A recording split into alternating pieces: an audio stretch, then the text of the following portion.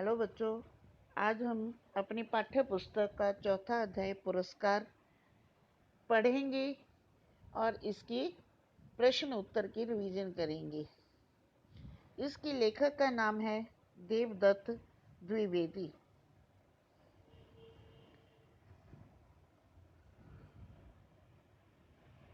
इस पाठ में सत्यपाल को उसकी सच्चाई के लिए पुरस्कार मिलता है। कहाँ मिलता है और वह कहाँ रहता था? रामनगर एक सुंदर पहाड़ी शहर था। उसमें बालक बालिकाओं के 10 विद्यालय थे। वे प्रतिवर्ष मिलकर पुरस्कार वितरण उत्सव मनाते थे। इस वर्ष प्रतियोगिता का विषय था सच्चे बच्चे कितने अच्छे। इसी प्रतियोगिता में सत्यपाल को उसकी सच्चाई के लिए प्रथम पुरस्कार मिला। सत्यपाल कौन था और क्या करता था? सत्यपाल एक निर्धन लड़का था। वह सुबह शाम अखबार बेचता और अपने घर का गुजारा करता था। घर में उसकी छोटी बहन और बूढ़ी दादी थी। एक दिन उसका एक भी अखबार नहीं बिका क्योंकि उस दिन बहुत बारिश हो रही थी। उसके एक साथी ने उसे झूठ मूठ की खबर बोलकर अखबार बेचने के लिए कहा, परंतु उसने उसका प्रस्ताव यह कहकर ठुकरा दिया कि उसने तो विद्यालय में सच के पर रास्ते पर चलने का प्रण किया है।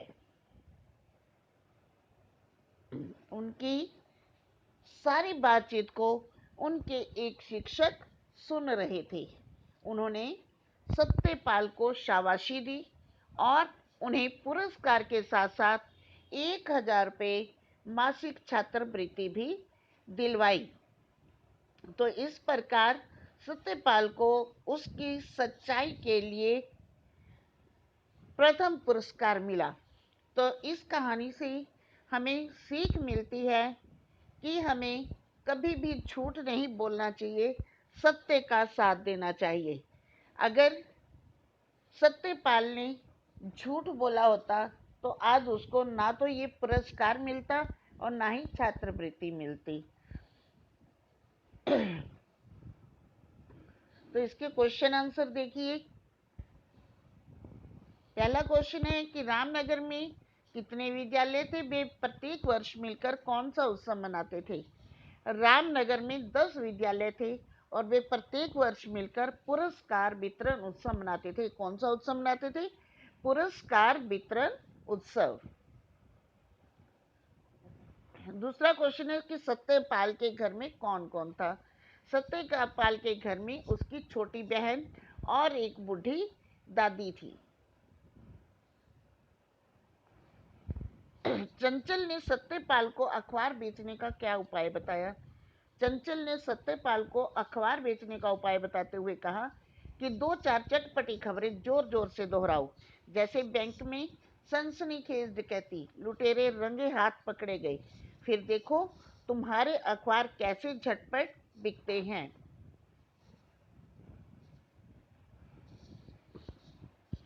सच्चे बच्चे कितने अच्छे प्रतियोगिता में सत्यपाल को कौन सा पुरस्कार मिला और क्यों? सच्चे बच्चे कितने अच्छे प्रतियोगिता में सत्यपाल को प्रथम पुरस्कार मिला क्योंकि वह सत्य की राह पर चलने वाला अत्यंत परिश्रमी और स्वाभिमानी बालक था। उसने सत्य के लिए अपने मित्र चंचल का बताया वह उपाय ठुकरा दिया जिसमें उसे झूठ का सहारा लेना था। सत्यपाल चंचल के उपाय को मान लेता तो क्या होता? सत्यपाल चंचल के उपाय को मान लेता तो निसंदेह उसके सारे अखबार झटपट दिख जाते, परंतु वह शिक्षक की प्रशंसा का पात्र न बनता और सत्य का पथ त्यागने के कारण वह प्रथम पुरस्कार से भी वंचित रह जाता मतलब उसे प्रथम पुरस्कार भी ना मिलता।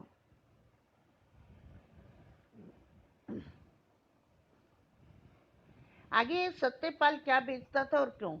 सत्यपाल पढ़ाई के साथ साथ अखबार बेचने का काम करता था जिससे उसके परिवार का निर्वाह होता था।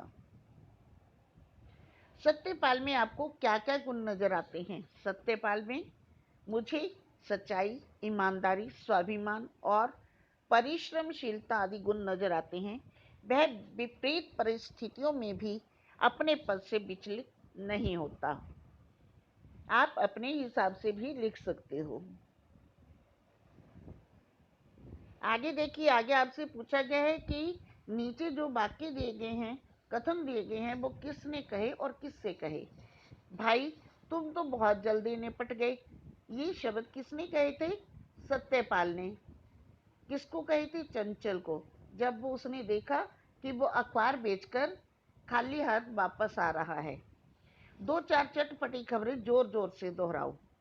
ये शब्द चंचल ने सत्यपाल को कहे थे जब सत्यपाल उसने देखा कि सत्यपाल का एक भी अखबार नहीं बचा है, तो उसने सत्यपाल को जल्दी अखबार बेचने का उपाय बताते हुए ये शब्द कहे। तुम्हारी सच्चाई से मुझे बहुत प्रसन्नता हुई। ये शब्द शिक्षक ने कहे थे सत्यपाल से, क्योंकि उसने उन दोनों की बातें सुन ली थी, जिससे उसने सत्यपाल की सच बोलने की प्रतिज्ञा की प्रशंसा की। मैंने तो विद्यालय में सच के रास्ते पर चलने का प्रण किया है। ये शब्द सत्यपाल ने चंचल से कहे थे जब उसने झूठ मूठ चटपटी खबरों के माध्यम से उसको गलत रास्ते से अखबार बेचने का उपाय बताया। तब सत्यपाल ने चंचल से ये शब्द कहे थे कि मैंने तो विद्यालय में सच के रास्ते पर चलने का प्रण किया है। आगे आपको कहा गया कि कहानी की घटनाओं को बिना किसी क्रम के नीचे दिया गया है। पहले क्या हुआ, उसके बाद क्या हुआ के आधार पर घटनाओं को सही क्रम दीजिए। अब सबसे पहले इनमें कौन सी घटना हुई थी कि एक बार शाम को सत्यपाल अखबार बेच रहा था। इसके आधार पर, पाठ के आधार पर भी देखना है, और आपने जो ये वाक्य दिए हुए हैं उसी के आधार पर आपने इनको सही क्रम देना है। एक बार शाम को सत्यपाल अखबार बेच रहा था, तभी उसका एक साथी चंचल उधर से निकला। सत्यपाल ने चंचल के खाली हाथ और भरी जेबों को देखा। यहाँ थर्ड आएगा। और चौथा है कि चंचल ने कहा कि दो चार चटपटी खबरें जोर जोर से दोहराओ। और पांचवा वाक्य है मगर इसके लिए सत्यपाल का मन ना माना। छठा वाक्य है कि सत्यपाल ने कहा मैंने तो सच के रास्ते पर चलने का प्रण किया है। सातवां वाक्य है कि सत्यपाल और चंचल की सारी बातें उनके एक शिक्षक सुन रहे थे। और आठवां है कि शिक्षक सत्यपाल की सच्चाई से बहुत प्रसन्न हुए। नौवां है कि शिक्षक ने सत्यपाल को 1,000 रुपये मासिक छात्रवृत्ति दिलवाने के लिए कहा। तो ये सही क्रम आपका ये है, इसके अनुसार कहानी होनी चाहिए थी। आपको ये गलत क्रम दिए गए हैं। उसके बाद है भाषा की बात आ जाए तो यहाँ दिए हुए हैं कि पाठ में से 4 युगम शब्द छांटकर उनका वाक्य में प्रयोग कीजिए। युगम शब्द कौन से होते हैं कि जो जोड़े में होते हैं, जो दो शब्द इकट्ठे प्रयोग होते हैं। जैसे राम छोटी मोटी बातों पर लड़ता रहता है। वैसे आपको इसमें से पाठ में से शब्द छोटी मोटी ये पाठ में से है, ठीक है। वाक्य आप अपनी तरफ से बना सकते हैं कि राम छोटी मोटी बातों पर लड़ता रहता है। दूसरा शब्द छांटा हुआ है कि नमक मिर्च लगाकर। मोहन हर छोटी बात को भी नमक मिर्च लगाकर बताता है। सुबह शाम, उसमें था कि सत्यपाल सुबह शाम अखबार बेचता है। यहाँ वाक्य बनाया मैंने कि किसान सुबह शाम मेहनत करते हैं। जोर जोर, वह बहुत जोर जोर से चिल्लाने लगा। तो ये थी आपकी। आगे एक और भी है कि अनुस्वार और अनुनासिक वाले 3-3 शब्द लिखिए। अनुस्वार मतलब बिंदी वाले और अनुनासिक मतलब चंद्र बिंदु वाले। इसमें मैंने लिखे हैं चंचल, संयोगवश, चिंता। और अनुनासिक वाले लिखे करूं, मुंह, गूंज। तो आप अपनी तरफ से भी कोई 3-3 शब्द छांट कर लिख सकते हैं। तो ये थी आपकी आज की वीडियो, जिसमें हमने 4th लेसन की रिवीजन की है।